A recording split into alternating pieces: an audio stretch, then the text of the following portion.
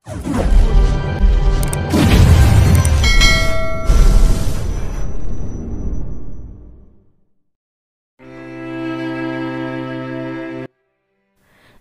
ang araw ng pag-uusap namin ni Monica, yet I haven't told Gabriel about it, about him being a father.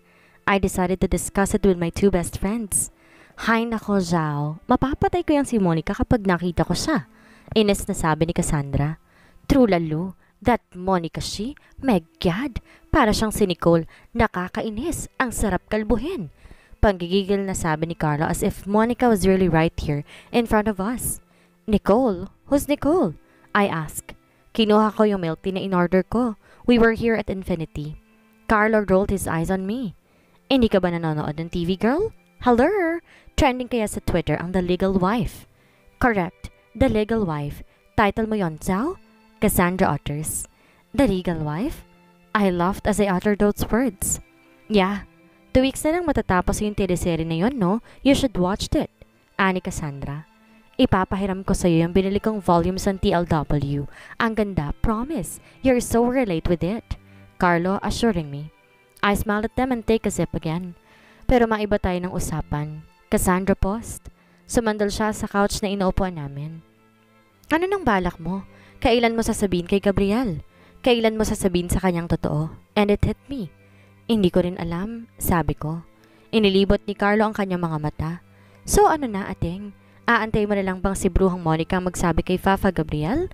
No, of course. I don't want that to happen. I just don't have the right timing to tell him. Napabuntuhin niya na lang ang magpinsan. Ay nako sis, sabihin mo na hanggat maaga pa, baka ikaw rin na magsisi sa huli, sabi ni Carlo. Malalim akong napabuntuhin nga. Mahirap para sa akin na gawin ang mga tamang bagay na yon. Gabi na ako nakauwi.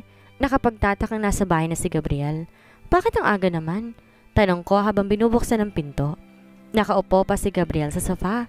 He smiles as he walks towards me. How did you know? I laugh. Nakapark pa kaya yung kotse mo sa labas? I said. We both laugh. He kissed me on my forehead. How's your date with your girlfriends? He was referring to Carlo and Cassandra. It was great. We talk a lot of things and some matters. Hindi ko masabi sa kanya kung ano ba talaga ang napag-usapan namin. Inisway niya ako tas niyakap niya ako mula sa likod ko. Mukhang na-miss mo sila, no? Ang kanyang tunog nagiging husky habang binubulong ito sa aking mga tenga. Hindi mo ba ako na-miss, babe? Kinikiliti talaga ako. Hinarap ko siya at nalagay ang magkabilang palad ko sa pisngi niya. I missed you more than anything. Pilit kong iniaabot ang noon niya. Ngayon napagtanto ko kung gaano siya katangkad kaysa sa akin na kailangan kong nasa tiptoe na posisyon. Hinalikan ko siya sa noo. I am missing you every second. Buwaba ang halik ko sa ilong niya. Bawat minuto. I smiled at him. I claimed his lips. I miss you every day. Every moment you are not around me. Niyakap ko siya. I can't live another day without you, Gabriel. Naging emotional talaga ako. Gusto kong maging matatag para sa kanya. Gusto kong maging matatag para ipaglaban ang aming pagmamahalan. Gusto kong maging matatag para ipaglaban ang kasal namin. Mas sinigpitan kong yakap ko sa kanya na parang ayoko siyang mawala. Automatic na bumagsak ang luha ko. Hindi ko na napigilan ang mga luha ko sa pagdulo. It reached Gabriel's concern. Kumala siya sa pagkakayakap ko at hinawakan ko na sa magkabilang balikat. Patuloy pa rin ako sa pag-iyak. Anong problema, babe? Parang nag-aalala siya. Things got messed up. In just a second flash of an instant, I am back being miserable. Will you promise me that you will never leave me? Yung mukha niya, kahit punong-puno ng luha ang mga mata ko, kitang-kita ko nag-aalalang mukha ni Gabriel. Hinalikan niya ako sa noo at niyakap. Oo, ipinapangako ko. Pangako makakasama kita habang buhay. We made a promise, right? His sounds were assuring. I have to tell you something. Natatakot talaga akong sabihin sa kanyang totoo, pero kailangan kong tanggapin ang lahat sa kanya dahil mahal ko siya. It was something about you and me. Anong meron? Tungkol ba sa reception ng kasal? Magpapalit ako ng venue. Kung gusto mo sa mas maliit na room na lamang or... No! It's not just about me and you. It's about me, you, and Monica. Napakamot ng ulo si Gabriel. Amber naman, nagdududa ka pa ba sa pagmamahal ko sa'yo? Sinasabi ko sa'yong totoo. I really love you deep down my heart and you don't. May anak na kayo ni Monica, Gabriel? I just burst it out. Kitang-kita ko reaksyon ni Gabriel. Nabigla siya. Ano bang pinagsasabi mo? Nagbibiro ka lang, Amber, di ba? Pinunasan ko ang luha ko. Yes, may anak kayo ni Monica. Napaluhod si Gabriel sa harapan ko. Hawak niya magkabilang kamay ko habang nakaluhod siya sa harapan ko. Nagsimula siyang umiyak. I'm sorry. Paulit-ulit niyang sinasabi ang mga salitang iyon habang umiiyak. Ako rin, hindi ko mapigilang maiyak. He was crying as he kneels in front of me. Hawak-hawak niya mga kamay ko na napakahigpit. Why these things happen to us? Baka kung kailan ko naramdaman yung kaligayahan na yon. Bakit ngayon pa kami sinalubong ng unos na ito? Ilang saglit pang katahimikan ang sumalubong sa amin ni Gabriel. No one dares to talk since nakarecover na kami sa shockness at pain. Nakaupo lang kami sa may sala. You should see her son, Gabriel. Binasag ko ng katahimikan. Napatingin ako sa kanya. I think he was still in shock. Malalim siyang napabuntong hininga. Hindi ko alam kung kaya ko. His sounds were full of doubt. Gabriel, I cannot say a word. Inawakan ko ang isang balikat ni Gabriel. Anak mo siya and you should take responsibilities. Tumingin siya sa akin, and in an instant I smiled at him genuinely. You must do your job being a father to J. Mark. How can you say those words? It hit me. Bakit mo nasasabi ang mga to sa akin, kahit na dapat ay nagagalit ka sa akin? Why are you cheering me up? You should slap me or hate me or disgust on me. Dapat mo akong kamuhian, Amber. I always gave you pain. Tumungo si Gabriel. Nilagay ang kanyang dalawang palad sa mukha na nakatakip sa luha niya. I can't make you happy. Narinig kong humikbi siya. Marahan kong tinapik ang likod niya. Niyakap ko siya na sobrang higpit. Lagi mo akong pinapasaya, Gabriel. Hindi mo magagawang magalit sa'yo kasi mahal na mahal kita. Ganon kita kamahal. I can give you all of me. Even my happiness just to make you happy. Umiiyak na naman siya habang nakatingin sa akin. Even if it kills me inside. Even if it takes a hell to be with you. I will take the risk and love you with all my heart. Ngumiti ako sa kanya habang inilalagay ko ang dalawang palad ko sa pisngi niya. Mahal na mahal kita, Gabriel. Ganon kita kamahal. Kaya tatanggapin ko ang buong pagkatao mo kahit masakit. Titiisin ko. I don't know if my words help him, but I should make him see how much I love him. Wag lang niya akong iiwanan. I kissed him on his forehead. I love you, Gabriel. Mahal kita higit pa sa inaakala mo. Kinabukasan, inihanda namin ni Gabriel ang aming sarili para makilala ang kanyang anak. Ako ang nagsuggest. Ako ang nagsabi sa kanya na gawin ito. Ako ang nagtulak sa sarili ko para mas masaktan pa. Inaayos ko yung necktie niya. Nasa kwarto kami at nakaharap sa body mirror. Huminga siya ng malalim at tumingin sa akin. Inawakan niya ako sa magkabilang balikat. Are you sure about this? Ang tinutukoy niya tungkol sa pakikipagkita sa kanyang anak, kasama si Monica. Napahagikik ako habang nakayakap sa kanya. Silly Gabriel. Siyempre, dapat. Inayos ko ulit yung tie niya. Inihintay tayo ni J. Mark. Bumuntong hininga ulit siya. I'm sure you're gonna like him. Ang cute niya. Pumunta kami sa isang fine dining restaurant. Gaya ng inaasahan ko, nauna kami ni Gabriel kaysa kay Monica and J. Mark. I already made the reservation for the four of us a few minutes after we came. Dumating na rin na mag-inang si Monica at J. Mark. Long time no see, Gabriel.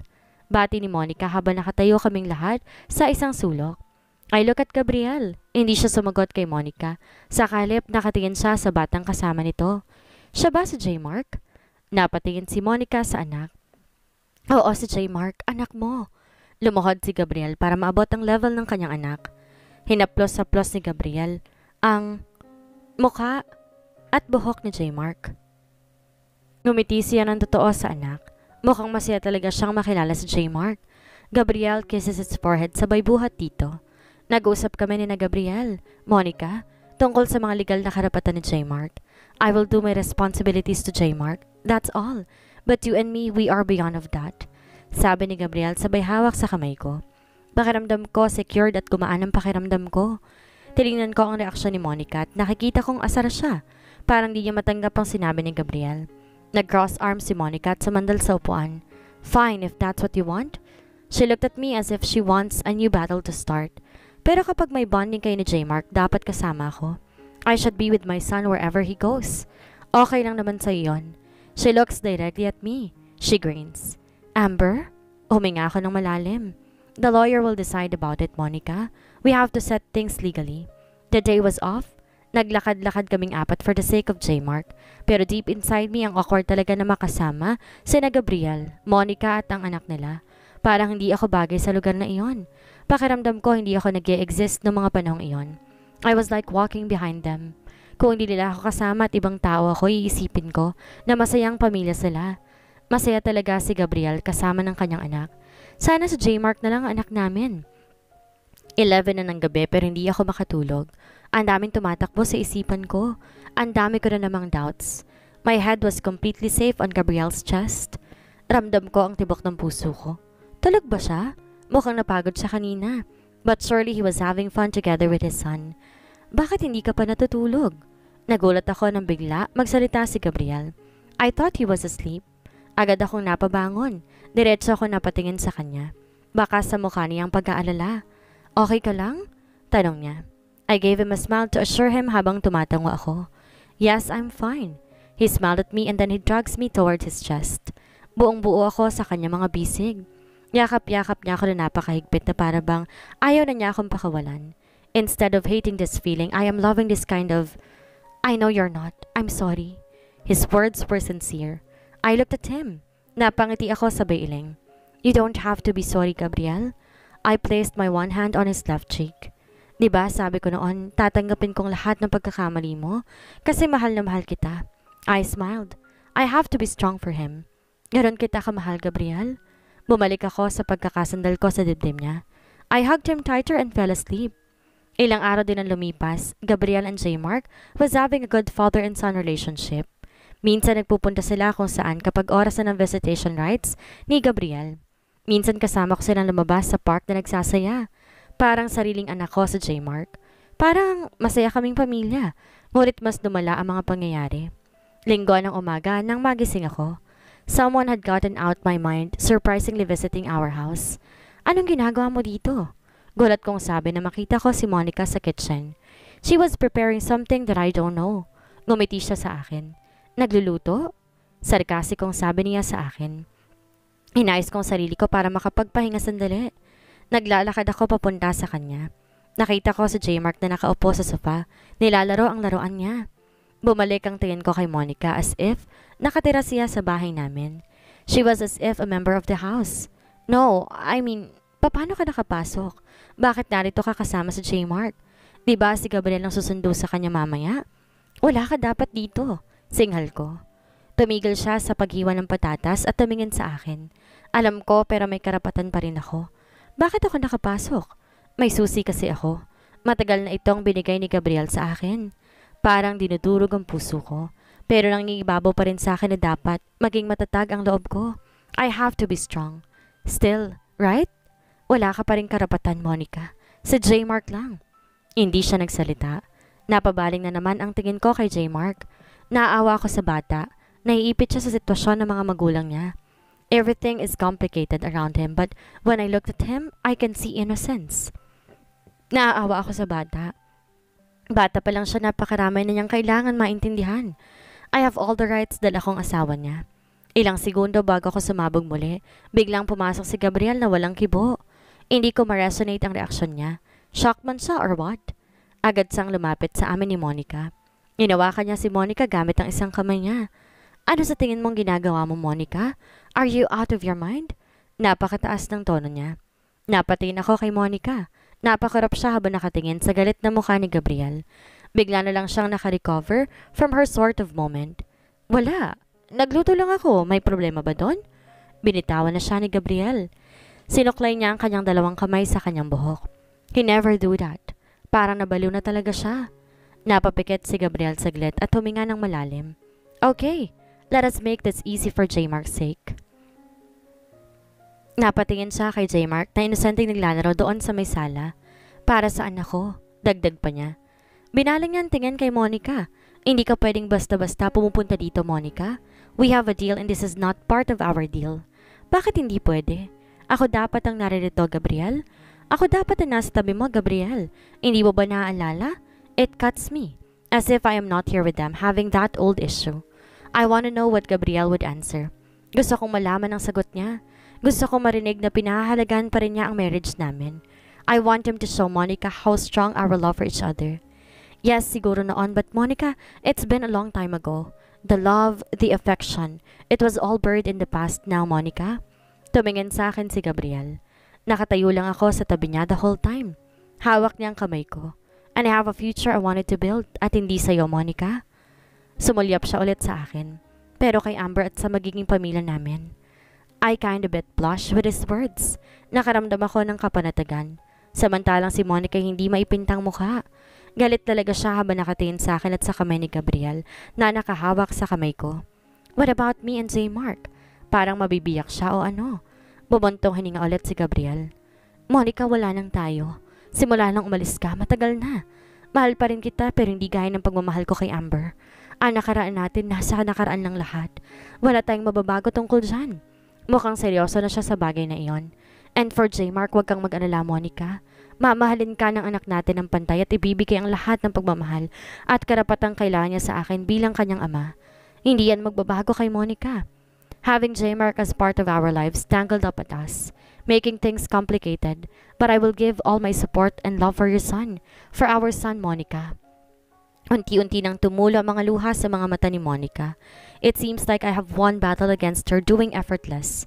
Siguro sa ngayon, pinanasan niya ang mga luha nito ng mabilis at ngumiti. Isang kakaibang ngiti.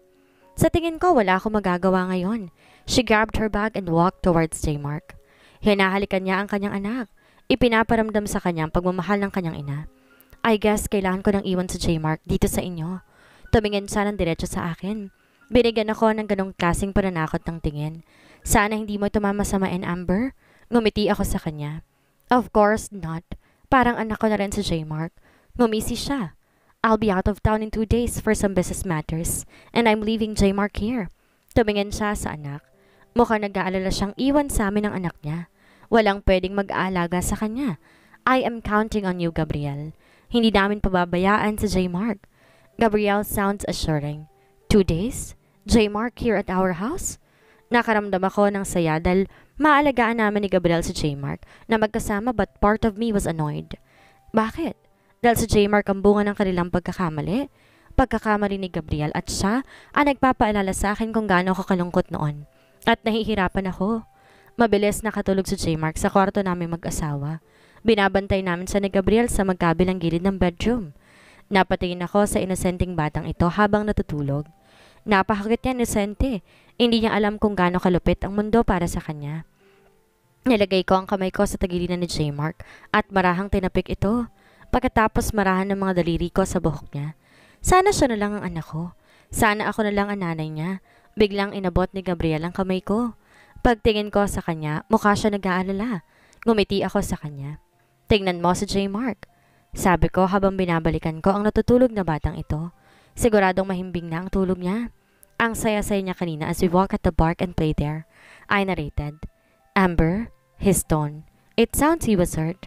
I gazed at him, his eyes so full of worriedness and sadness. I cannot bear it to look at... I'm sorry. I am really sorry for all of this. I feel like I don't deserve to be loved by you. A kind-hearted woman like you. I am not deserving for your love. Until now, he was feeling guilty and sorry for everything. Ilang sandali ng katahimikan, ayoko na magsalita. Gusto ko lang siyang marinig. Maraming beses kong sinubukan para magpasaya pero kapag may pagkakataon na ako'y bigla itong nasira at lalo lang naging miserable. Galit ako sa sarili ko kasi ako ang nagdala sa'yo sa sitwasyong ito at alam ko, sobra-sobra na tong mga kasalanan ko sa'yo and yet, tumingin siya sa akin. His eyes met mine. He was so serious. You are still here, making a stand against me. Nagpapalakas sa akin na harapin ang mga problema. Ikaw ang lakas ko, Amber. You are my light. He planted sweet kiss on my hand. I smiled at him. Hindi mo kailangan mag-alala sa akin, Gabriel. Maniwala ka sa akin, mas malakas ako kaysa dati. Kaya kong harapin ang mga pagsubok na ito dahil kasama kita. At kung ilang beses akong umiyak sa dahil sa'yo, trust me, lahat ng yon naglaho. Dahil sa sayang naramdaman ko ngayon kasama ka. Sa ngayon kung paano mo pinaramdam sa akin ang labis sa pagmamahal at labis ako nasisiyahan dito, Gabriel, napatingin ako kay J. Mark. Huminga ako ng malalim at binalik kong tingin ko sa kanya. Nakatitig siya sa akin, pero sa totoo lang, Gabriel, sobrang nasaktan ako nung malaman kong may anak kayo ni Monica. It was something like heaven give it to you. It was like pakiramdam ko'y nawala na ako ng karapatang magkaroon ng anak sa'yo. At sa tuwing nakikita ko si J. Mark, may parte sa akin nasasaktan. Parang sa tuwing nakikita ko siya, ramdam ko ang sakit na bumabalik sa akin. Those miserable days. I'm feeling like miserable at sometimes. Automatikong bumagsak ang mga luha ko. Mabilis ko itong pinunasan at gumiti sa kanya. But I have to accept all of you, whatever it takes, kasi ganyan kita kamahal. I won't give up on us, Gabriel. Hanggang sa kaya ko pang humawak. Kakapit lang ako ng mahigpit.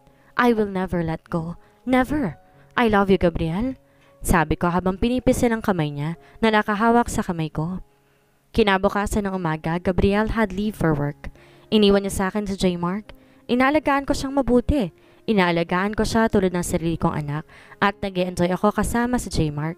Parang nanay na ako. Pagsapit ng hapon, naglalakad na ulit kami sa park. Kahit di pa rin marunong magsalita si J-Mark, nakikita ko, nag-e-enjoy din siya kasama ako. Paborito niya ang magpadula sa slide. Hindi siya napapagod sa pag-slide at sa pag-akyat. I found it refreshing playing with him right now. Bigla, nag-ring ang phone ko. Ito ay isang tawag mula sa isang hindi kilalang numero. Nakaramdam ako ng kakaiba pero sinagot ko ang tawag. I didn't know may anak ka na pala. Nanlaki ang mga mata ko. The voice sounds familiar. Peter? Tawag ko sa pangalan niya. Dahan-dahan akong tumingin sa gilid ko, revealing that man holding his phone on his ears, smiling at me. Ngumiti ako pabalik. Hindi ko maitago ang nararamdaman kong kaligayahan. Gumaan ang pakiramdam ko ngayon na nakatayo si Peter dito sa harapan ko. Sa wakas, may makakausap ako. May nakikinig at nakakaintindi sa akin. Ikinumpas niya ang kamay niya habang naglalakad, papalapit sa akin. Niyakap niya ako na sobrang higpit, kaya't niyakap ko siya pabalik. Nang kumala siya, mainit ang yakap na iyon. Nakangiti siya sa akin at nagdedetalye sa mukha ko. Mukhang tumaba ka yata, Amber. Marami ka bang nakain itong mga nakaraang araw? Namumula ko. Tinapik ko siya sa balikat niya. Ganyan mo ba ako babatiin? Sayang, saying I am bloated or something? I hate you, I mumbled. Tumawa siya, tapos bumaba ang tingin niya kay J-Mark na hawak-hawak ko. Huminga siya ng malalim. I am sorry, Amber Zhao. I am away, 1,000 miles away from you. I am sorry for not attending at your sorrow. So alam niyang lahat na nangyari dito nang wala siya. Tanong ko sa sarili ko. Ngumiti ako sa kanya, telling myself to cheer up and not to worry. Alika, sa loob tayo mag-usap. We have lots of talks to do, Peter. I miss you, I said with a sweet tone. He smiles back. I miss you more, Amber. We headed back in our house together with J-Mark. Ipinagtimpla ko lang ng juice si Peter since I am busy taking care of J-Mark. So how was your business trip? Pagbubukas ko ng usapan. Humihigop siya at ibinalik ang baso sa lamesa. It was so tiring and boring. Lots of paperworks. I miss washing the dishes in our hotel. It's way more easier than solving those financial statements and company problems. Tumawa kaming dalawa. Nasa pagitan ng upuan namin si J-Mark. Nilaruan ang kanyang laruan. Ikaw? I heard you're taking up culinary. It sounds great. Salamat. Magsisimula ng klase ko sa susunod na linggo. Kinakabahan nga ako eh. You don't have to. Magaling kang magluto. You have the skills, Amber, and you should improve it. Sabi niya at humigop ulit ng juice niya.